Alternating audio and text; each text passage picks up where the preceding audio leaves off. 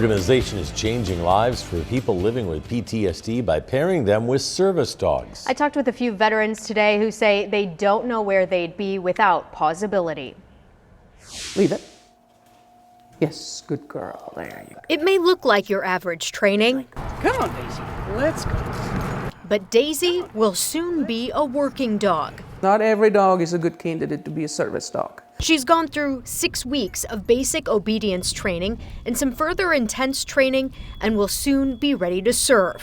You have a dog and a handler. They really work closely together. They love each other. They wouldn't do anything apart from each other, and they've really dedicated their lives to each other. But some things can't be taught.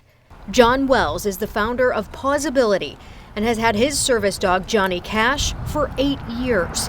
He served in Vietnam, and talking about his time there can take him right back. This is what he does. Eddies. Eddies. This is what he does. For 10 minutes he was doing this until I finally was able to get out of it and start feeling better. To this day, Wells has severe PTSD. My mind was in Vietnam, and it was awful, ugly. It was probably the worst dream I had, and he's the one that finally, after almost 2 hours, to get me out of it. That he won't leave me alone when he sees I'm stressed. Wells isn't alone. According to the U.S. Department of Veterans Affairs, 10% of Vietnam War veterans experience PTSD at some point in their life. Nearly 30% of those who served in the war in Iraq will experience it too. Dwayne Dragoo is another one of those veterans. I didn't realize I was white-knuckling the steering wheel.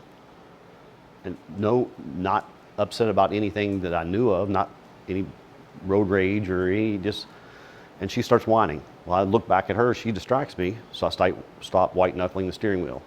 Rosie helps him in ways he doesn't even realize and is now teaching her ways to Daisy to help another veteran or first responder in the future. Daisy actually has the same instincts. Daisy can sense when I get a little bit stressed or when I get whatever, and she'll come up and she'll put her, I call it hugging, she'll put her head right here and hug me. Daisy and 4 other dogs are currently available to start changing lives for the better. If you or someone you know might be interested in adopting one of the service dogs through Paws-ability, we do have their contact information on our website. It's WDRB.com.